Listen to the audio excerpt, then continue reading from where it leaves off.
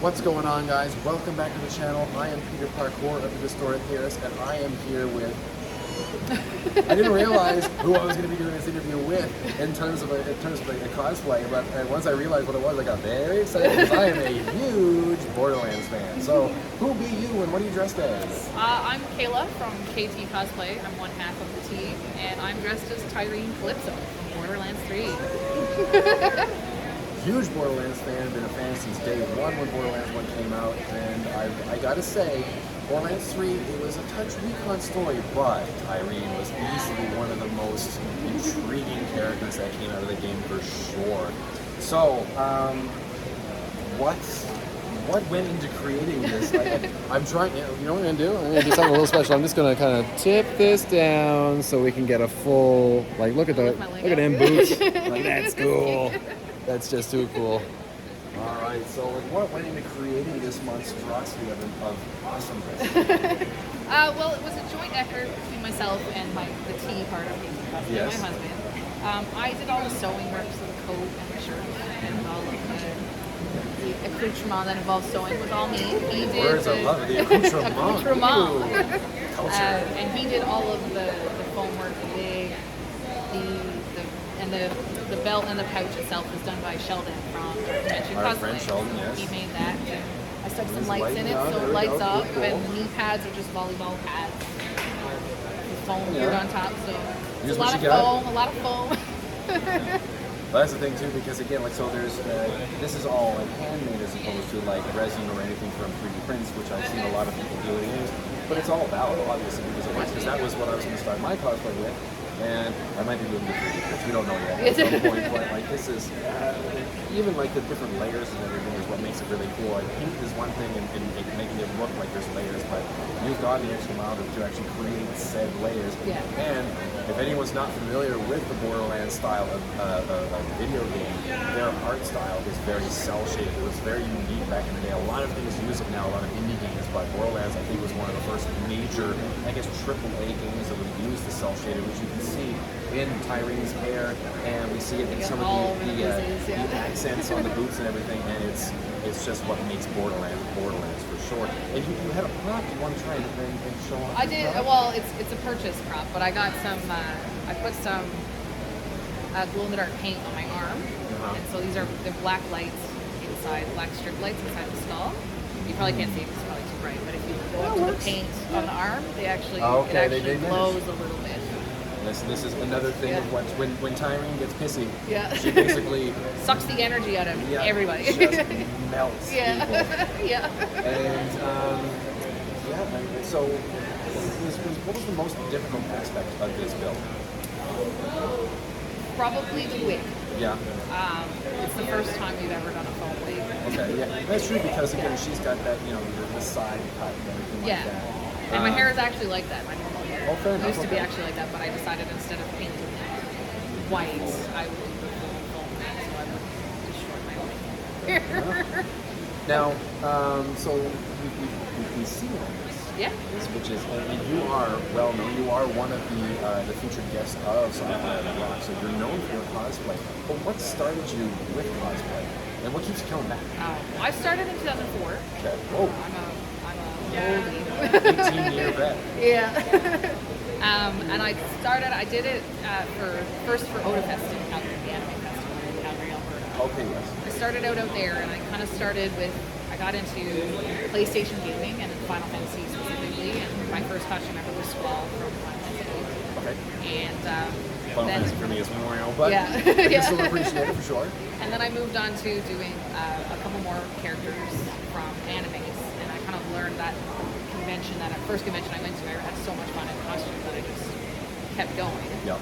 And then I moved here, and there was nothing here when I moved here. Right. So I couldn't really... It was a barren landscape. Yeah. So when we moved here, I had an 8-year hiatus, 8 years between my last one at Fest and my first one at Sci-Fi.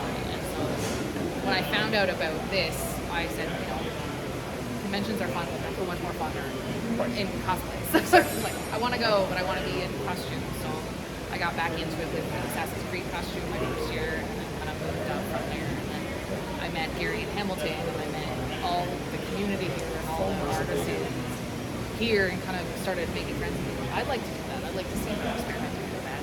My husband Tyler was the same thing. It's experimenting, it's what we do, and it's kind of grown into a split between us where he does all the fabricating and I do all the sewing. So any costume we make is very much a joint effort. Yep.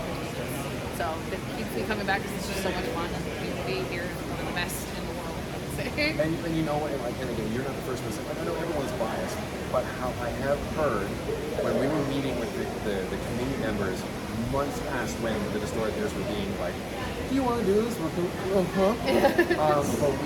we heard from one of our committee members, I'm not going to mention my name because I don't want to put you on the spot, but it was mentioned that when people come from away, which is very common, when they come from away and they come to one of these conventions, they remark at how tightly this cosplay is. Because again, it's like we're not LA, we're not New York, I understand. So I guess where everyone's in such close proximity, it gets that much more like, I don't need to take a 2-hour drive to figure out how to do something.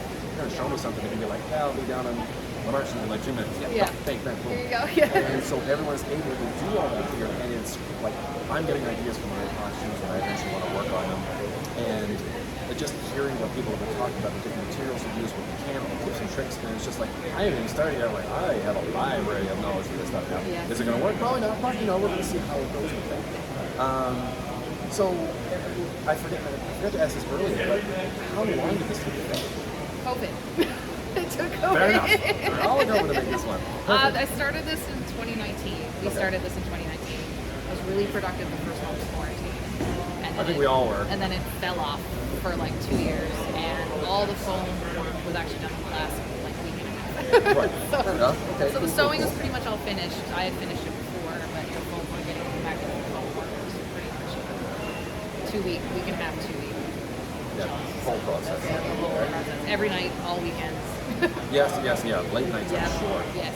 All right, so you've talked about some of your cosplays and your work on, and you had some on display over the last couple of days as well. I mean, but your dream cosplay, like if money is not an issue, if time is not an issue, if you could just go home and get it done, what is the ultimate cosplay?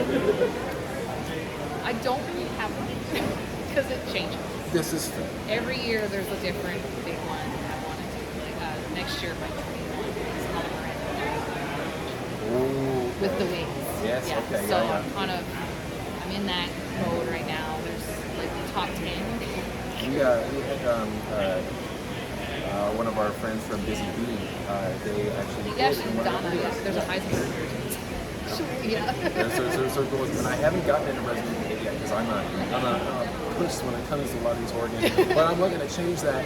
Keep your eyes peeled for the sort of theaters when I get to film my pants this Halloween when I'm going to try and do as many of the newly released Resident Evil games, and that's my plug for that. But yeah, Resident Evil, there's a lot of stuff there. Yeah. It's I haven't seen Lady Dimitrescu yet, but it's a hard one to do. Yeah, you gotta be really tall. You gotta be tall, and it's totally family friendly, but you know, it's been going on with that one. I don't know if any of them really are. Like, This is real. And is there any ones that you want to work on, but due to constraints with technology or anything like that, you think it would be a bit of a challenge? Not really, because I like to challenge myself on everything. That's the answer I was looking This is the culmination of like 7 years of like moving forward, trying to get better and better and better. So it's kind of working through that and experimenting with every material you can find. Yeah. So it's that like war blood, pitchy, pellets, plastic pellets, all Okay, that yeah. stuff. We're kind of, I think we're jack of all trades. So we decide not to specialize, and we're just like just go. Just like boom. Experiment, see what happens, and if it doesn't work, But you have to do that. You can't go into comments like this is absolutely right. You got to see where things are going to come from, and that's true in many other walks of life. But you know, we're not here to talk about cosplay. But it's funnily enough that I mentioned that, so that's enough about that cosplay. So now, in the world of geek, in the world of sci-fi, in the world of nerdiness, what are you most excited for? Whether it's the next coming weeks, the next coming months, the next coming years, what is just like that thing for you? I'm excited for the Borderlands live action movie. Yeah. When they announced that, I was like, Eli Roth's going to direct it. Like, oh no. So we got Kevin Hart, we got Jack Black, we got Kate Blanchett, we got Jamie Curtis. Okay, they are stacking the roster for this. Yeah. And begs the question, and I'm hoping the answer is yes. Have you managed to get into Tiny Tina's Wonderlands? No, actually. Okay, I thought it was going to be a yes. No, I don't. The DLCs, The new game. it's not a game, it's DLC. No, that's the Assault on Dragon 2. The Tiny Tina's Wonderlands is a full new game. She had a whole new game. It's actually pretty good. Is it? Yeah, I actually purchased it, and Will Arnett is the voice of the dragon. It was pretty good. I won't lie. Yeah. The DLC in that one. But you know, the game itself. The Okay. game was, I'll have to play pretty it. good. Yeah. Yeah, I mean, is there any socials that you want to plug? Any Instagram, TikToks, Twitches, YouTubes? I don't have Twitch, ironically. One I don't have. You used to have that, but you got rid of it because YouTube's computer right now. Yeah. I'm just saying there. You know what I mean, YouTube partnership. Let's Yeah, figure it go. out. But on Instagram and TikTok, I'm Kay Tea Lifestyle, Kaytea Lifestyle. And on Facebook, we're Kay Tea Cosplay. Okay. Same spelling, cosplay. So, and I have a YouTube channel called Kay Tea Lifestyle. 3 different words as well. Mostly makeup based, but I do have some cosplay makeup tutorials on there. Fun stuff there. Well, that's awesome. I want to thank you for taking the time to come down because, again, you are one of the featured guests. Not a guest, but like you're featured. So, you know, we really appreciate you taking the time out of your busy time because you are meeting everyone and meeting a ton of other people. So I can't say enough about it. Thank you for coming down for this. We really appreciate this. You're doing us a favor by coming down for sure. Trust, I don't think I need to help you out anymore. You've been doing this for 18 years. We've been doing this for 8 months. So long way to go, I gotta say. But beyond that, before we sign off, I always have to make sure that I mention this because I'm really good at forgetting it. If you have not subscribed to the Story Theorists yet, make sure you do. We always love when we get some more viewers. Make sure to drop a like, comment, tell Kayla what you think of her Tyreen because you've already seen me lose my mind over it. So I think we'd like to have some more people lose their minds over that as well. Hit that notification bell to make sure that whenever some of the Story Theorists content is dropped, you know when it's going to be out.